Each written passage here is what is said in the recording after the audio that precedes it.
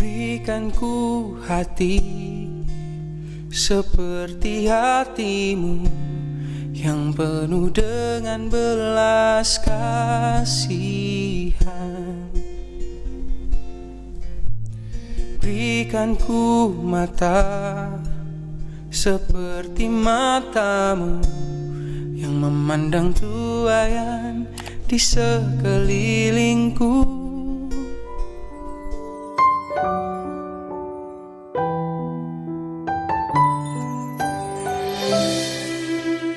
Shalom, selamat pagi Bapak Ibu Saudara yang dikasihi Tuhan. Mari sebelum kita bersama-sama belajar kembali merenungkan kebenaran firman Tuhan, mari kita bersama-sama datang kepada Tuhan, kita berdoa, kita mohon pimpinan dan penyertaan Tuhan, biarlah pagi hari ini kita boleh dibukakan pengertian kita, sehingga kita boleh memahami apa yang menjadi maksud dari kebenaran firman Tuhan pagi hari ini. Mari kita akan berdoa bersama-sama. Segala puji sembah dan syukur kami naikkan kepadamu Tuhan. Kami sungguh bersyukur ketika pagi hari ini Tuhan kami boleh ada, kami boleh bersama-sama memuji dan memuliakan nama Tuhan dengan segenap keberadaan kami, dengan segenap kehidupan kami, melalui setiap persembahan kami. Dan saat ini Tuhan, sebentar kami mau duduk diam, bersama-sama mendengarkan kebenaran firman-Mu. Biarlah firman-Mu ini tidak hanya kami perdengarkan, tapi biarlah firman-Mu ini boleh diam, bertumbuh dalam setiap kehidupan kami, sehingga kami boleh menjadi pribadi lepas pribadi yang hidup terus berkenan di hadapan Tuhan. Kami serahkan pagi hari ke dalam tangan kuasa-Mu setiap umat-Mu Tuhan, baik yang ada di gereja maupun yang ada di rumah-rumah dalam ibadah online kami. Biarlah kiranya Tuhan boleh senantiasa menyertai dimanapun kami berada dalam setiap ibadah kami. Biarlah kami boleh memberi yang terbaik hanya untuk Tuhan saja. Kami serahkan pagi hari ini hanya dalam nama-Mu yang kudus Tuhan. Kami siap menyambut berkat-Mu. Haleluya. Amin. Bapak Ibu Saudara yang dikasihi Tuhan, mari kita akan buka bagian firman Tuhan kita pagi hari ini. Diambil dari Ibrani pasal yang kedua, ayat yang pertama sampai yang keempat. Mari kita akan buka, kita akan perhatikan Ibrani pasal yang kedua, ayat yang pertama sampai yang keempat. Demikian bunyi firman Tuhan.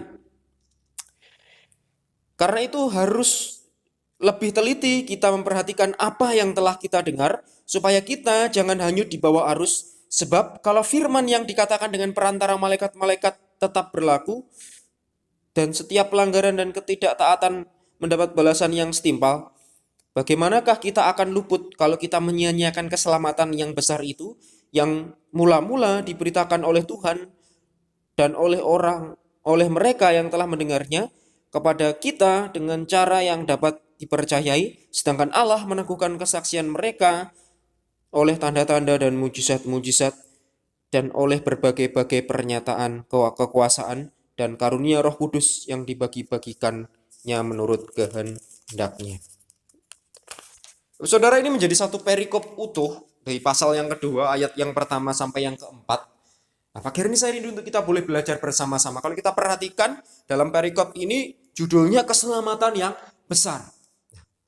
Ini menunjukkan bahwa keselamatan yang kita terima ini adalah keselamatan yang besar. Bagaimana Tuhan mengorbankan dirinya di atas kayu salib dengan darah yang mahal menebus dosa Bapak, Ibu, Saudara, dan saya. Saya rindu pagi hari ini untuk kita boleh belajar bersama-sama.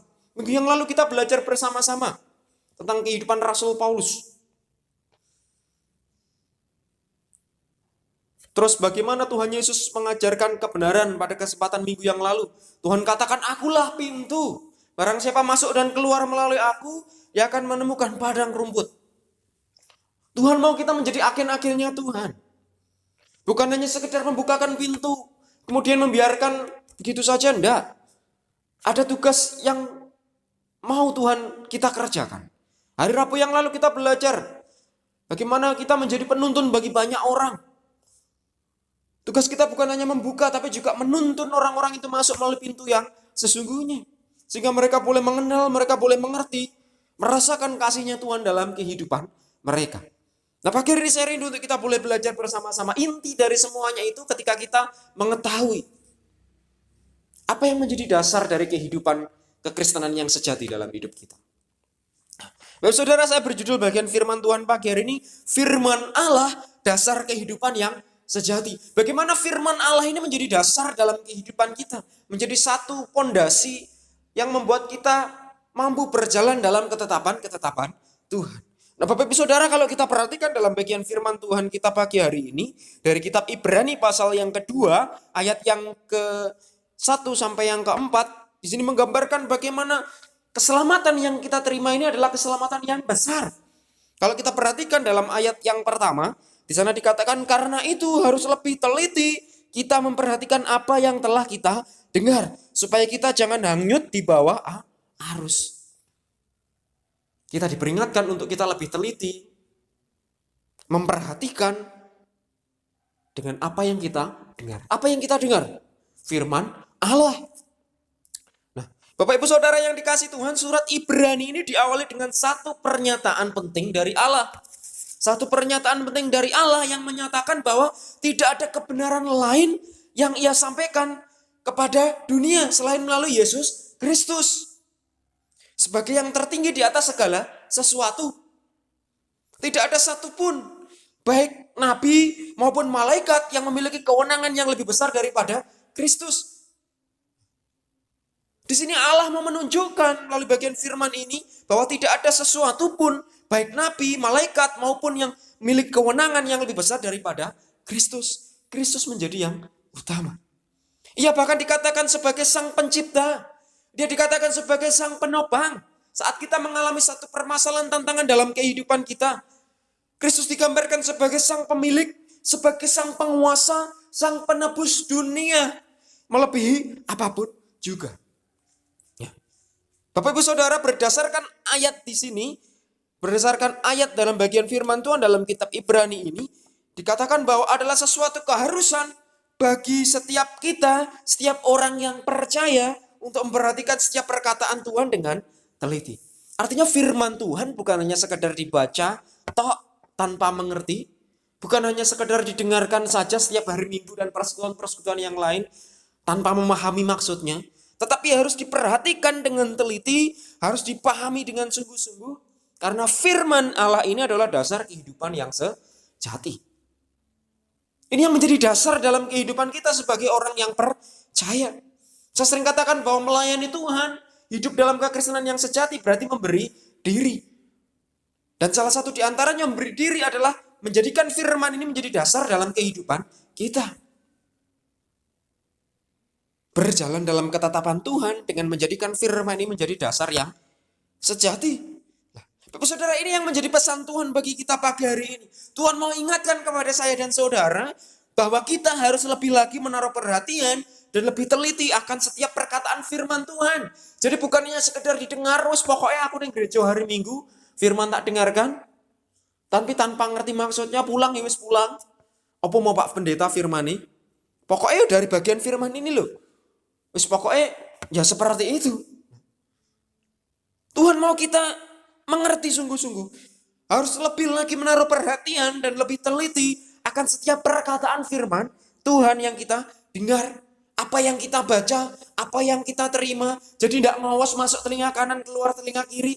Tidak, tapi benar-benar dirasakan masuk dalam relung hati kita. Sama seperti apa yang Rasul Paulus terima ketika dia mengalami perjumpaan dengan Tuhan. Bahkan segala sesuatunya kuanggap rugi. Yang lain di luar Kristus dianggap sampah.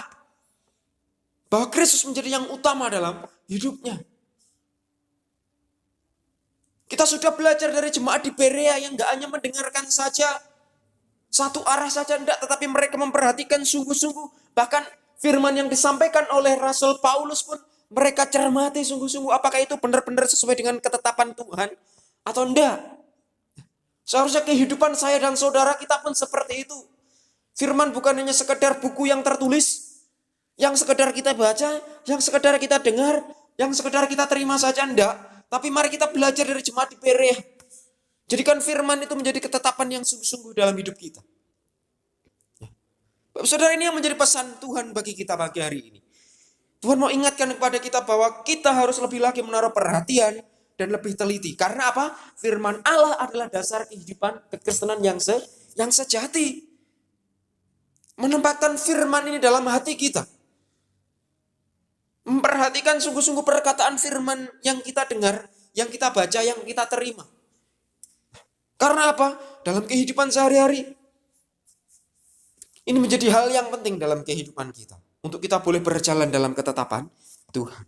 Nah, Bapak Ibu Saudara yang dikasihi Tuhan, di dalam kehidupan kita sehari-hari, kira-kira hal-hal apa saja yang sering kita perhatikan? Apakah yang dunia tawarkan? Ataukah firman Allah? Kira-kira kepada siapakah telinga kita ini loh diarahkan? Apakah omongan orang lain?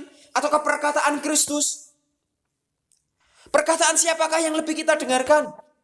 Perkataan orang yang menguntungkan diri kita sendiri atau perkataan Tuhan?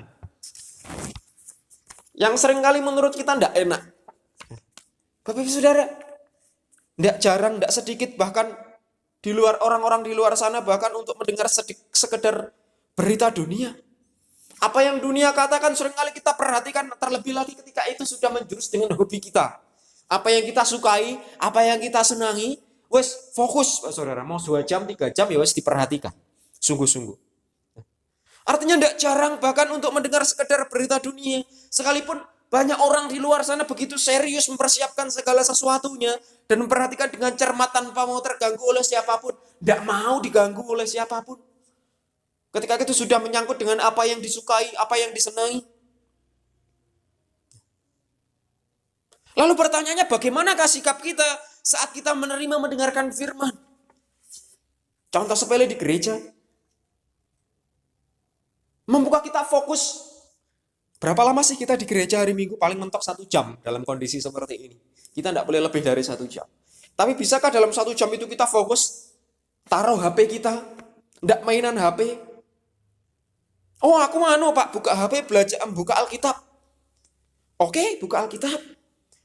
Tapi mampukah kita menjaga diri kita tidak membuka segala sesuatu yang lain?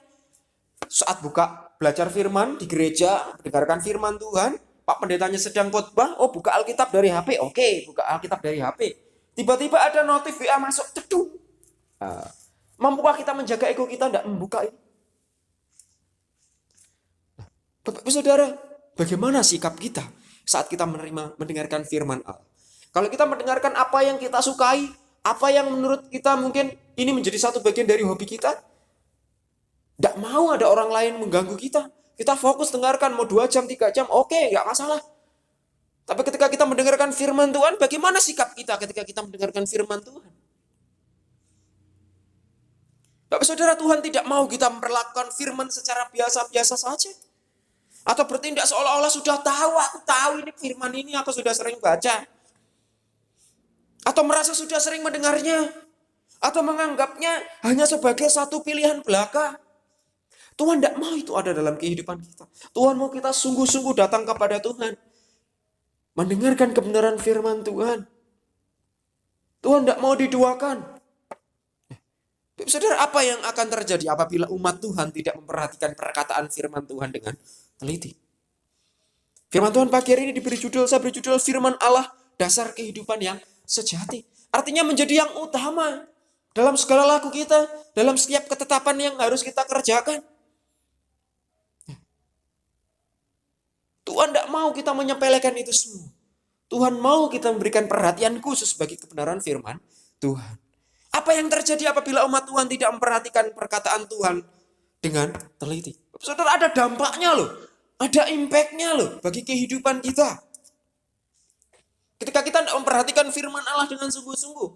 Ketika kita tidak memperhatikan kebenaran firman Tuhan dengan benar. Artinya, ya wes pokoknya aku ke gereja hari Minggu. Firman Tuhan seperti ini aku sudah memberikan persembahan. Ya wes datang, pulang. Tidak memperhatikan dengan sungguh-sungguh. Saudara, saya sering katakan bahwa firman Tuhan itu seperti obat. Rasanya pahit, nyelekit. Tapi tujuan obat itu untuk menyembuhkan. Dan prosesnya tidak seketika langsung terjadi. Tidak. Ada tahapan, ada proses yang harus dilewati. Begitupun firman Allah, rasanya tidak enak ketika kita mendengar. Mungkin menyakiti. Mungkin rasanya kok sakit ya dengar firman ini. Tapi ini sama seperti obat. Proses yang membuat kita semakin dewasa di dalam Tuhan. Tuhan mau kita memperhatikan sungguh-sungguh. Sehingga ketika kita dihantam berbagai persoalan, firman ini loh yang nantinya terbuka dalam hidup kita, mengingatkan kita, oh iya firman Tuhan katakan demikian. Tapi coba bayangkan ketika kita dalam mendengarkan firman Tuhan saja enggak cermat, enggak teliti. Fokus dengan yang lain, fokus dengan HP-nya. Ketika satu tantangan datang dalam hidup kita, yang seharusnya firman Allah ini menjadi dasar yang boleh menguatkan kita karena kita tidak fokus. Ketika mendengarkan firman Tuhan, ngowos masuk telinga kanan, keluar telinga kiri. Akhirnya ketika ada tantangan, tidak ada dasar yang boleh menguatkan kita. Akhirnya apa? Jatuh. Nah, saudara, ada dampak yang signifikan dalam kehidupan kita setiap orang percaya ketika kita tidak memperhatikan kebenaran firman Tuhan. Apa saja yang akan terjadi apabila saya dan saudara, kita sebagai orang yang percaya, tidak memperhatikan perkataan firman dengan sungguh-sungguh, dengan teliti. Nah, pagi hari ini ada dua hal penting, Bapak Saudara. Dampak yang besar yang akan ada dalam kehidupan kita ketika kita tidak memperhatikan firman Tuhan dengan sungguh-sungguh. Apa saja itu? Mari kita akan perhatikan bersama-sama. Bapak Ibu Saudara yang dikasih Tuhan, yang pertama mari kita perhatikan dari Ibrani pasal yang kedua ayat yang pertama. Ibrani pasal yang kedua ayat yang pertama. Karena itu harus lebih teliti kita memperhatikan apa yang telah kita dengar supaya kita jangan hanyut di bawah arus. Sekali lagi, karena itu harus lebih teliti kita memperhatikan apa yang telah kita dengar supaya kita jangan hanyut di bawah arus. Nah, Bapak Ibu Saudara, ada dampak-dampak tersendiri ketika orang percaya, saya dan saudara, kita semua orang yang sudah mengikut Kristus tetapi tidak memperhatikan firman Allah dengan sungguh-sungguh. Karena firman Allah itu adalah dasar kehidupan yang sejati. Tentunya ada dampak dalam kehidupan kita.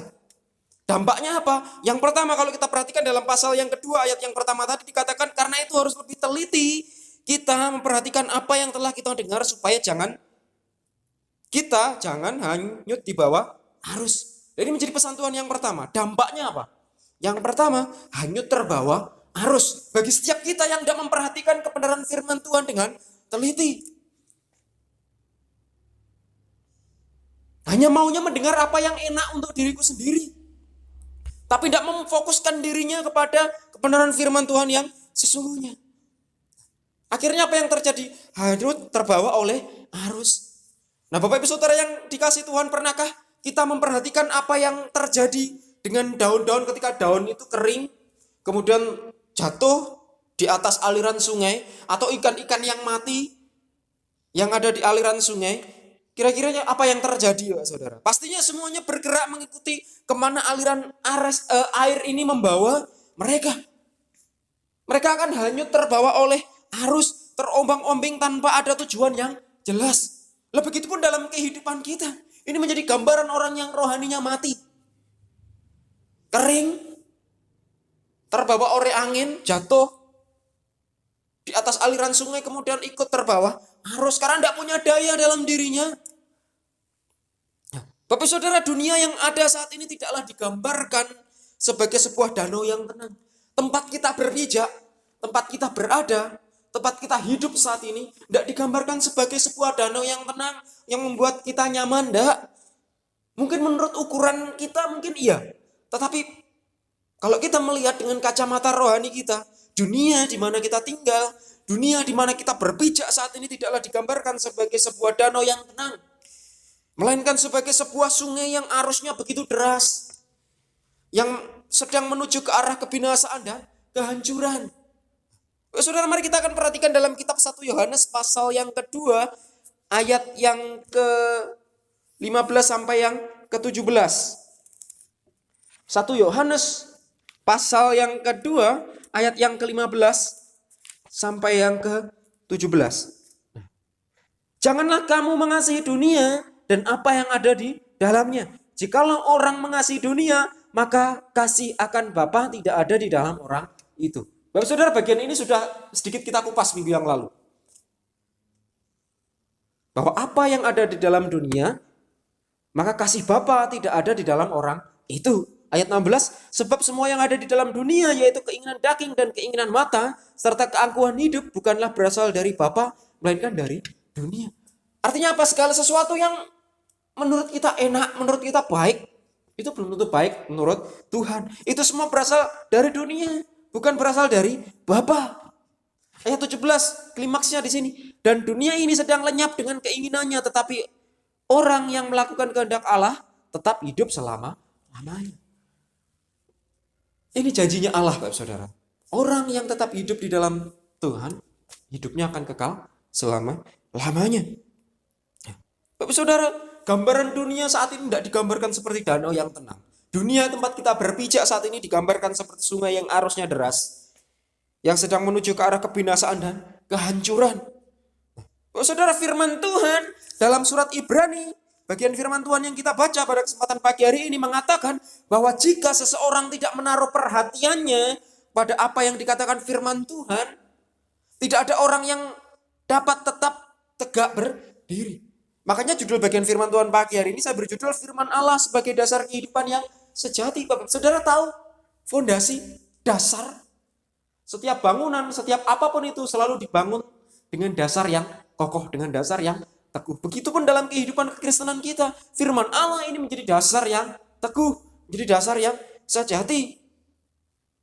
Dibutuhkan kekuatan yang dari dalam sehingga kita mampu tetap berdiri kokoh. Firman Tuhan dalam bagian firman Tuhan kita pagi hari ini dalam Ibrani mengatakan bahwa jika seorang tidak menaruh perhatiannya pada apa yang dikatakan firman Tuhan, pada dasar kita, pada fondasinya, artinya tidak ada orang yang dapat tetap berdiri tegak, melainkan akan hanyut terbawa oleh arus yang deras. Bagian pesan firman Tuhan yang pertama ingatkan kepada kita, salah satu dampak kerugian yang kita terima ketika kita tidak fokus, ketika kita tidak teliti, ketika kita tidak cermat, ketika kita tidak memperhatikan dengan sungguh-sungguh kebenaran firman Allah, akhirnya apa? Kita akan terhanyut oleh arus dunia yang begitu tajam, arus dunia yang begitu keras. Saya sering ingatkan bahwa lingkungan kita itu mempengaruhi kita. Ketika kita tidak punya dasar yang kokoh, ketika kita tidak punya dasar yang teguh, maka akhirnya kita akan seperti daun yang berguguran jatuh di atas aliran sungai, terbawa oleh arus. Karena apa? Sudah mati dan kering. Begitupun kerohanian kita, ketika kerohanian kita tidak diisi dengan baik, ketika kita tidak berdiri di atas dasar yang kokoh, akhirnya apa? Mati dan kering dan terbawa oleh arus. Mudah sekali terombang-ambingkan oleh rupa-rupa dunia. Ketika tantangan datang, ketika permasalahan datang, akhirnya apa? Lari daripada Tuhan. Realitanya banyak hal seperti ini terjadi di luar sana, saudara. Banyak orang yang hanya terbawa oleh arus bukan karena keinginan dirinya sebenarnya. Sebenarnya banyak orang di luar sana yang hanya terbawa arus bukan karena keinginan diri mereka sendiri, melainkan karena apa? Berbagai-bagai hal dalam hidup mereka. Karena apa? Mereka tidak punya dasar yang teguh. Mereka tidak punya dasar yang kokoh. Mungkin karena kesibukan keseharian mereka sehingga kehilangan prioritas yang utama. Tidak tahu apa yang menjadi prioritas yang utama dalam hidupnya. Kemudian mungkin adanya kemalasan yang dibiarkan berlarut-larut dalam hidupnya. Akhirnya apa? Rohaninya mati dan kering. Sama seperti daun yang berguguran tadi. Tidak punya daya, tidak punya usaha. Ketika kehidupan kita larut oleh problema, tantangan hidup, mungkin sakit penyakit, utang piutang, mungkin apapun yang sering terjadi dalam hidup kita. Permasalahan-permasalahan yang terus silih berganti ini yang seringkali membuat diri kita hanyut terbawa oleh arus. Akhirnya apa? Mencari ilah yang lain, apa yang menguntungkan diriku sendiri. Apa yang mudah menurut ukuranku. Akhirnya membiarkan diri hidup dalam kekecewaan dan kekhawatiran dan yang lain sebagainya. Ini yang seringkali membuat kita hanyut terbawa oleh arus. Bapak Saudara, firman Tuhan ingatkan kepada kita. Dalam Ibrani 6 ayat 19. Kita buka Ibrani pasal yang ke-6 ayat 19. Apa yang dikatakan oleh bagian firman Tuhan? Ibrani pasal yang ke-6 ayat 19. Pengharapan itu adalah sau yang kuat dan aman bagi jiwa kita yang telah dilabuhkan sampai ke belakang tabir. Bapak Saudara, Tuhan mau kita menjadi pribadi yang berpengharapan kepada Dia. Sekalipun kita tinggal di dunia yang seperti aliran arus air sungai yang begitu deras. Sekalipun hal tantangan problema terjadi dalam hidup kita. Sekalipun hal tersebut terjadi pada diri saya dan saudara. Namun yang perlu dilakukan adalah tetap melemparkan sau. Bapak Saudara tahu sau? Kalau seorang nelayan pasti tahu sau. Sau itu jangkar. Apa sih fungsinya jangkar? Artinya jangkar itu dilemparkan tujuannya supaya kapal itu tidak terbawa oleh arus. Kapal itu tetap ada di tempatnya. Itu pun yang harus ada dalam kehidupan saya dan saudara, dalam kehidupan kerohanian kita. Artinya sekalipun tantangan, sekalipun permasalahan silih berganti dalam kehidupan kita, namun satu hal yang perlu ada dalam kehidupan kita, melemparkan sau atau jangkar ke dasar yang kuat. Agar apa? Tetap berpaut kepada Tuhan dan tidak terbawa oleh arus. Sama seperti yang ditulis dalam Ibrani pasal 6 ayat 19 tadi. Berpengharapan kepada Kristus. Sehingga tidak ada istilah, dulu pernah berdoa. Aku dulu pernah berdoa. Aku pernah membaca Alkitab. Pernah ke gereja. Aku pernah melayani Tuhan. Bapak saudara, ketika sauh kita lemparkan pada tempat yang benar. Sehingga kapal kita, diri kita ini loh, tidak terhempas oleh arus. Tidak ada istilah ini lagi. Yang ada adalah hidupku adalah untuk Kristus. Sekarang sampai nanti ketika Tuhan datang menjemput kita, hidupku hanya untuk Tuhan. Karena apa? Kita sudah menaruh sauh kita di tempat yang tepat. Tuhan yang memegang kendali atas kehidupan kita. Tuhan mau kita berpengharapan kepadanya.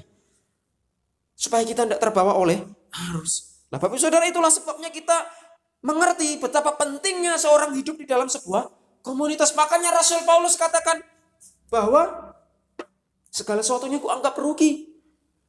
Rasul Paulus mengutamakan persekutuan di dalam hidupnya dengan Tuhan. Makanya dikatakan seorang yang hidup benar di hadapan Tuhan adalah orang yang hidupnya hidup di dalam persekutuan yang sejati. Itulah sebabnya kita harusnya mengerti betapa pentingnya seorang hidup di dalam sebuah komunitas. Di dalam sebuah persekutuan orang-orang percaya. Di mana kita bisa saling mendorong, saling memperhatikan, dan saling menasehati. Sama seperti yang tertulis dalam Ibrani 10 ayat 24, kita perhatikan. Ibrani pasal yang ke-10 ayat 24 sampai yang ke-25. Dan marilah kita saling memperhatikan supaya kita saling mendorong dalam kasih dan dalam pekerjaan baik. Janganlah kita menjauhkan diri dari pertemuan-pertemuan ibadah kita seperti dibiasakan oleh beberapa orang. Tetapi marilah kita saling menasihati dan semakin giat melakukan menjelang hari Tuhan yang mendekat. Karena apa? Kita tidak pernah tahu kapan Tuhan datang menjemput saya dan saudara. Tuhan mau kita hidup di dalam persekutuan yang sejati. Bukan berarti, tidak boleh menjalin hubungan pribadi. Aku tidak boleh beribadah sendiri. Bukan seperti itu. Tetapi komunitas ini yang membentuk kita hidup di dalam kasih yang sesungguhnya. Kasih dalam persaudaraan. Saling memperhatikan, saling mendorong, saling menasehati. Yang membuat kita semakin kokoh di dalam Tuhan. Bapak Saudara, ini menjadi pesan Tuhan yang pertama dalam kehidupan kita. Tuhan mau ingatkan melalui bagian firman Tuhan pagi hari. Ada dampak-dampak tersendiri bagi setiap kita yang tidak memperhatikan kebenaran firman Tuhan dengan sungguh. Yang pertama, orang yang tidak memperhatikan kebenaran firman dengan sungguh-sungguh, dia akan mudah sekali hanyut terbawa oleh arus. Jangan biarkan diri kita hanyut terbawa oleh arus. Pasang sauh kita. Pasang jangkar kita di tempat yang tepat. Sehingga kapal kita, kehidupan kita tidak terbawa oleh arus. Kita akan tetap mampu berdiri kokoh di tengah situasi yang terjadi saat ini. Kita tetap mampu berdiri hanya untuk Tuhan saja. Hidup di dalam persekutuan yang sejati dengan Tuhan, dengan sesama. Hidup itu, yakin dan percaya hidup kita akan terus disertai Tuhan dalam segala apa yang boleh kita kerjakan. Itu yang pertama. Yang kedua, yang berikutnya, yang terakhir. Perhatikan Ibrani pasal yang kedua ayat yang ketiga. Bagaimanakah kita akan luput jikalau kita menyia-nyiakan keselamatan yang besar itu, yang mula-mula diberitakan oleh Tuhan dan oleh mereka yang telah mendengarnya kepada kita dengan cara yang dapat dipercayai. Saudara yang dikasihi Tuhan, tadi yang pertama, firman Tuhan ingatkan kepada kita bahwa dampak yang terjadi bagi setiap orang yang percaya, yang tidak hidup memperhatikan kebenaran firman Tuhan dengan sungguh-sungguh, dan dia tidak menjadikan firman ini menjadi dasar dalam ketetapan hidupnya, adalah apa? Mudah terbawa oleh arus, terombang-ambingkan oleh rupa-rupa dunia. Pesan Tuhan yang kedua ingatkan dalam ayat yang ketiga, bagaimanakah kita akan luput jikalau kita menyia-nyiakan keselamatan yang besar itu. Ada kata keselamatan di sana, saudara. Sadarkah kita bahwa keselamatan yang boleh kita terima saat ini adalah pengorbanan Tuhan di atas kayu salib? Untuk itu jangan pernah kita sia-siakan. Nah, pesan Tuhan yang kedua ingatkan kepada kita, dampak bagi setiap orang yang tidak memperhatikan firman Tuhan dalam hidupnya dengan sungguh-sungguh adalah apa? Orang tersebut sama seperti menyia-nyiakan keselamatan yang boleh Tuhan berikan dalam hidupnya. Menyia-nyiakan keselamatan yang sudah diterima. Tuhan sudah menebus kita dengan darah yang mahal. Nah, artinya apa, saudara? Sungguh sangat disayangkan apabila keselamatan yang begitu besar yang Tuhan telah berikan kepada kita lewat pengorbanan di atas kayu salib, lewat anugerah kasih-Nya yang luar biasa itu menjadi satu yang sia-sia. Menjadi satu hal yang sia-sia. Karena seseorang mulai tidak menaruh perhatian lagi, atau tidak teliti, tidak serius memperhatikan perkataan firman, dan kemudian terbawa oleh arus, oleh rupa-rupa dunia, mulai menyingkir daripada Tuhan, menjauh daripada Tuhan. Padahal kita ketahui dengan baik bahwa keselamatan yang kita terima, bahwa keselamatan yang ada dalam kehidupan kita, yang kita miliki saat ini adalah sesuatu yang luar biasa yang diberikan Tuhan. Dan tentunya itu ada harga yang harus dibayar. Saudara, keselamatan yang kita terima adalah keselamatan yang luar biasa yang daripada Tuhan. Yang tentunya seharusnya kita sia-siakan itu. Dampak bagi setiap orang yang tidak memperhatikan kebenaran firman Tuhan dengan teliti, dengan sungguh-sungguh, bukan hanya terbawa oleh arus, tetapi ketika orang-orang tersebut sudah terbawa oleh arus, pada akhirnya mereka menyia-nyiakan keselamatan yang boleh Tuhan berikan. Padahal keselamatan yang daripada Tuhan adalah karunia yang besar, anugerah yang besar, pengorbanan Tuhan di atas kayu salib. Kenapa kok demikian? Karena keselamatan adalah hal yang paling diperlukan oleh setiap manusia dibandingkan apapun juga. Bapak Ibu Saudara, di luar Yesus setiap orang yang berdosa berada di bawah penghukuman Allah.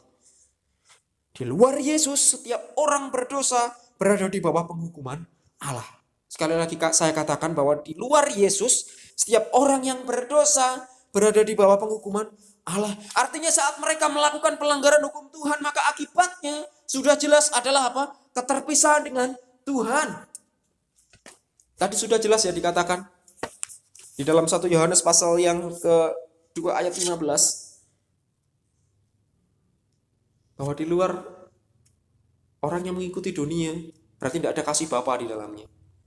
Bukan pengikut Bapa.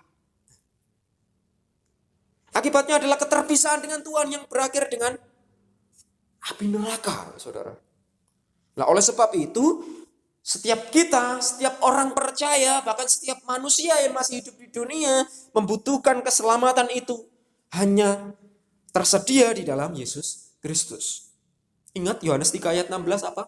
Karena begitu besar kasih Allah akan dunia sehingga Dia mengaruniakan anaknya yang tunggal. Supaya apa? Di bagian akhir di sana dikatakan apa? Supaya apa? Supaya setiap orang yang percaya kepadanya tidak binasa. Supaya saya dan saudara tidak binasa. Supaya kita semua tidak binasa, melainkan peroleh hidup yang kekal. Itu yang Allah mau. Tapi bagi orang-orang yang tidak memperhatikan kebenaran firman Tuhan dan akhirnya hanya terbawa oleh arus, mereka menyia-nyiakan keselamatan yang daripada Allah. Yang akhirnya apa? Keterpisahan daripada Allah membawa mereka kepada kebinasaan. Saudara yang dikasih Tuhan, keselamatan bukan sekedar bahwa Tuhan mengabulkan permohonan kita, bukan hanya sekedar Tuhan mengabulkan doa-doa saya dan saudara, tetapi lebih jauh daripada itu, keselamatan yang daripada Tuhan lebih berarti daripada itu semua. Yaitu bahwa Tuhan menyelamatkan kita dari kematian kekal. Kita sudah diperdamaikan dengan Tuhan. Karena apa? Keselamatan adalah hal yang paling berharga, hal yang paling diperlukan manusia dibandingkan apapun juga. Selain itu karena keselamatan datang kepada kita dari pribadi Yesus sendiri. Wah, itu luar biasa Bapak Saudara. Tuhan sendiri loh.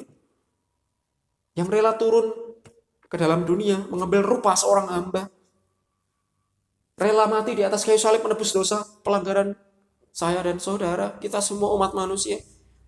Karena keselamatan yang kita terima ini datang dari pribadi Yesus itu sendiri.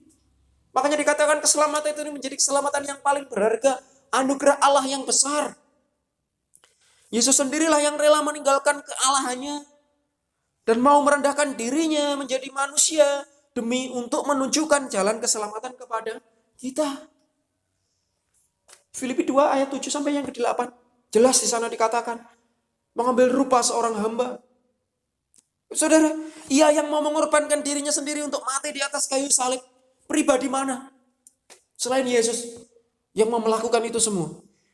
Hanya Dia yang mau mengorbankan dirinya untuk mati di atas kayu salib menebus dosa dan pelanggaran saya dan saudara. Pelanggaran kita semua. Kemudian bangkit di hari yang ketiga. Bangkit dari kematiannya untuk membuktikan bahwa di dalam Dia ada kehidupan yang kekal. Ini sungguh keselamatan yang luar biasa. Seharusnya bagi setiap kita yang mengaku diri sebagai umat Tuhan, kita mengerti betapa berharganya keselamatan itu. Sehingga kita tidak menyia-nyiakan keselamatan itu. Ini menjadi salah satu hal kecil bahwa begitu luar biasanya keselamatan yang kita terima. Karena keselamatan ini menjadi satu hal yang diperlukan bagi setiap umat manusia. Karena keselamatan ini diberikan langsung oleh pribadi Yesus itu sendiri. Karena keselamatan yang daripada Kristus diteguhkan oleh banyak saksi. Bahwa itu benar, bukan hanya sekedar mitos, bukan hanya sekedar cerita, tetapi ini menjadi kenyataan yang kita terima. Bahwa keselamatan bukan saja diberitakan oleh mula-mula oleh Tuhan, tetapi diteruskan kemudian oleh banyak saksi yang telah mendengarnya. Kita perhatikan ayat yang ketiga dari pasal yang kedua. Bagaimanakah kita akan luput jikalau kita menyanyiakan keselamatan yang besar itu yang mula-mula diberitakan oleh Tuhan dan oleh mereka yang telah mendengarnya kepada kita dengan cara yang dapat dipercayai, sedangkan seterusnya ayat yang keempat di sana dijelaskan demikian. Saudara, karena berita keselamatan itu bukan hanya Yesus saja yang menyampaikan, tetapi juga oleh para rasul, para murid-muridnya pada waktu itu. Bahwa keselamatan bukan saja diberitakan mula-mula oleh Tuhan saja, tetapi juga diteruskan kemudian oleh banyak saksi yang telah mendengarnya. Artinya apa yang dilakukan oleh Yesus bagi kita bukanlah satu cerita fiksi, mitos, dongeng. Tidak. Bukan satu hal yang diragukan lagi kebenarannya, seperti yang disangkakan oleh orang-orang di luar sana. Melainkan sebuah fakta sejarah yang tercatat di dalam Alkitab dan diteguhkan melalui banyak saksi. Banyak saksi, banyak martir yang mengabarkan Injil keselamatan. Maka jangan sia-siakan keselamatan yang boleh kita terima. Bersyukurlah ketika kita saat ini ada di tempat ini. Karena kita menjadi orang-orang pilihan. Tugas kita yang selanjutnya adalah membawa orang-orang di luar sana masuk ke dalam pintu yang sesungguhnya.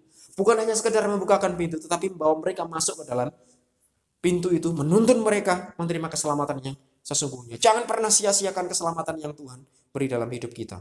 Karena keselamatan diteguhkan oleh Yesus lewat kesaksian dan mujizat yang dilakukan oleh para murid. Ini kenyataan Bapak Saudara. Bagaimana para murid-murid ini bergerak memberitakan kabar keselamatan yang disertai dengan tanda-tanda mujizat. Ini terbukti ketika saya dan saudara sampai saat ini masih berada di tempat ini. Bahwa kasih Tuhan, keselamatan yang daripada Tuhan boleh ada dalam hidup kita. Ini adalah bukti bahwa Roh Kudus telah dicurahkan kepada setiap orang percaya. Setelah ia bangkit dari kematian dan naik ke surga. Terbukti juga dalam kehidupan kita saat ini. Berapa kali kita terjatuh? Berapa kali hal-hal yang mustahil terjadi dalam hidup kita yang seolah-olah menurut ukuran manusia tidak mungkin terjadi. Tapi Tuhan izinkan itu terjadi dalam hidup kita. Karena apa? Karena ada kuasa Roh Allah yang ada dalam hidup kita. Kuasa Roh Kudus yang bekerja dalam diri orang percaya tersebut. Tidak pernah berhenti. Kuasa Roh Kudus tetap sama. Bekerja di dalam dan melalui kita sehingga sekarang ini. Sehingga kita boleh merasakan karunia Allah. Kasih Tuhan nyata dalam kehidupan kita. Nah Bapak Ibu Saudara yang dikasih Tuhan, bagian firman Tuhan pagi hari ini mengingatkan kepada kita. Bahwa firman Allah ini menjadi dasar kehidupan yang sejati. Jangan pernah sia-siakan kebenaran firman Tuhan. Bersyukurlah ketika saat ini kita boleh ada di tempat ini. Ketika kita boleh belajar merenungkan kebenaran firman Tuhan. Berarti kita adalah umat pilihan. Jangan pernah sia-siakan itu. Karena akan ada dampak yang datang dalam kehidupan kita. Ketika kita tidak memperhatikan kebenaran firman Tuhan dengan sungguh-sungguh. Pada akhirnya kita akan hanyut terbawa oleh arus dunia yang begitu deras. Ketika kita hanyut terbawa oleh arus dunia. Maka secara tidak langsung kita menyia-nyiakan keselamatan yang kita terima daripada Allah. Keselamatan yang begitu luar biasa. Ada harga yang harus kita bayar. Yaitu dengan apa? Segenap hidup kita. Kesungguhan, ketaatan, sampai akhir. Sampai Maranatha ketika Tuhan datang menjemput saya dan saudara. Saudara, melalui bagian firman Tuhan ini mari kita terus memperteguh iman percaya kita. Sehingga kita boleh menjadi pribadi lepas pribadi yang hidup berkenan di hadapan Tuhan. Jadikan firman Tuhan menjadi dasar yang teguh dalam hidup kita. Sehingga kita boleh terus berjalan dalam ketetapan Tuhan. Amin. Mari kita akan berdoa.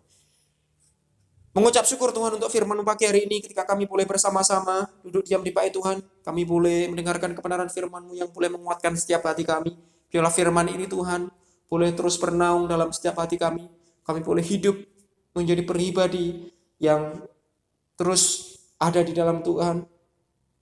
Jadikan firman menjadi dasar kehidupan kami. Kami menyerahkan setiap firman jemaat-Mu Tuhan, pribadi lepas pribadi ke dalam tangan kuasa kasih Tuhan. Baik yang ada di gereja maupun yang ada di rumah-rumah, Tuhan sertai. Tuhan berkati setiap apapun yang saat ini sedang didoakan, setiap apapun yang saat ini sedang dipergumulkan. Biarlah Engkau sendiri Tuhan yang boleh senantiasa ada dalam kehidupan kami. Kami serahkan persekutuan kami pagi hari ini Tuhan. Kami akhiri ibadah kami. Biarlah sukacita dan sejahtera yang daripada Tuhan boleh senantiasa ada dalam kehidupan kami.